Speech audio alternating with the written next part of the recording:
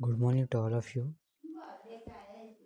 आज हम लोग सेल साइकिल का स्टडी करने जाएंगे। ओके एंड सेल साइकिल का कौन कौन सा पार्ट को डिस्कस करेंगे। तो जो इंट्रोडक्शन के बाद जो सेल साइकिल का इंट्रोड्यूस किया गया है, छोटा सा पैराग्राफ है, उसको देखेंगे। Cell division is a very important process in all organisms, all living organism. ये आप लोगों को भी पता है कि जितने भी सारे लिविंग ऑर्गेनिजम्स हैं उसको जीवित रहने के लिए सेल्स की आवश्यकता है, और सेल्स है तो डिवाइड करेगा ही करेगा। तो ये एक इम्पॉर्टेंट प्रोसेस है लिविंग ऑर्गेनिजम्स के लिए। कौन सा process? Cell division. During the division the cell DNA replication and cell growth in also take place. जब सेल डिवीज़न होता है उसके दौरान डीएनए रेप्लिकेशन होता है और सेल ग्रो करता है। सेल ग्रो कब कब करता है? इंटरफेस में करेगा आपका, एंड लास्ट G2 फेस में, एंड एस फेज में भी बोल सकते हैं कि सेल ग्रो कर रहा है, मगर डीएनए रेप्लिकेशन एस फेज में होता है। आगे बढ़ते हैं। All this process that is cell division, DNA replication and cell growth हम लोग hence have a take place in a coordinated way to ensure correct division and formation of progeny cells continue intact genomes।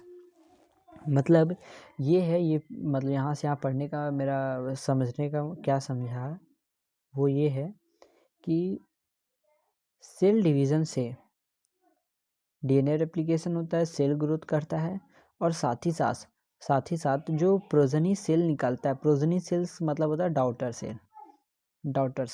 तो daughter cell containing intact genomes का मतलब होता है DNA आप समझिए। Genomes का मतलब होता है टोटल डीएनए, मगर आप समझिए डीएनए।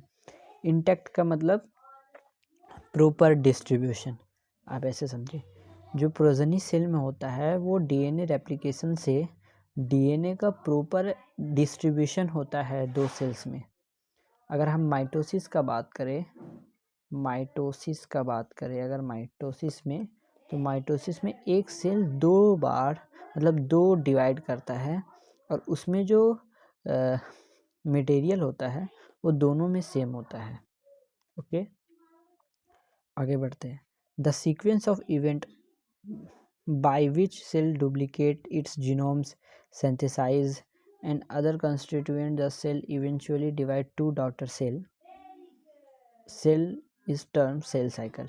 जो ये सीक्वेंस में जो चलता है, सेल अपना कंटेंट को डबल करता है, फिर डीएनए रेप्लिकेशन करता है, साथ ही साथ सेल ग्रोथ करता है, फिर अचानक से डिवाइड करके टू डॉटर सेल्स बनते हैं।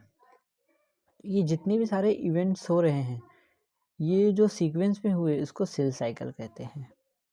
Although cell grow in a term of cytoplasmic increase. आप ये समझे कि एक सेल है वो ग्रो कर रहा है, तो ग्रो होने के बाद इतना बड़ा हुआ। इतना बड़ा क्यों हुआ? क्योंकि हर एक की मटेरियल डबल हो रहा है। तो जब वो इतना बड़ा हुआ, तो इतना छोटा से जब ये इतना बड़ा हुआ तो कहीं ना कहीं साइटोप्लाज्मिक एरिया तो इंक्रीज़ हुआ ना। तो आप ऐसा समझे कि सेल ग्रो कर रहा है, इसका मतलब ये है कि उसका साइटोप्लाज्मिक एरिया इंक्रीज हो रहा है। Is the continuous process. हाँ, ये बात सच है कि सेल ग्रो जो है वो कंटिन्यूस प्रोसेस है। DNA synthesize occurs only during the one specific stage in a cell cycle. Cell cycle में एक स्टेज होता है जो एस फेज होता है, इसी फेज में स्पेसिफिक डीएनए सिंथेसाइज होता है, मगर सेल ग्रोथ हर जगह होता है। द रेप्लिकेटेड क्रोमोसोम, जो एस फेज में जो डीएनए रेप्लिकेट होता है, are then distributed to daughter nuclei. वो दो डॉटर न्यूक्लियाई में बढ़ जाता है, and by the complex series the event during the cell cycle. एक सीरीज होता है माइटोसिस में जिसे कैरियोकाइनेसिस कहते हैं। कैरियोकाइनेसिस के भी अंदर प्रोफेस, एनाफेस, टेलोफेस एंड मेटाफेस, ये करके 4 स्टेज होते हैं कॉम्प्लेक्स सीरीज। इसी सीरीज के द्वारा या फिर कह सकते हैं इसी सीरीज में जो हमारा डीएनए रेप्लिकेट हुआ होता है वो डिस्ट्रीब्यूट होता है 2 डॉटर न्यूक्लियाई में। ओके, आगे बढ़ते हैं। This events are themselves under control genetic control this events are themselves under genetic control. Okay, ये सारे जो इवेंट है वो डीएनए के द्वारा कंट्रोल हो रहा होता है।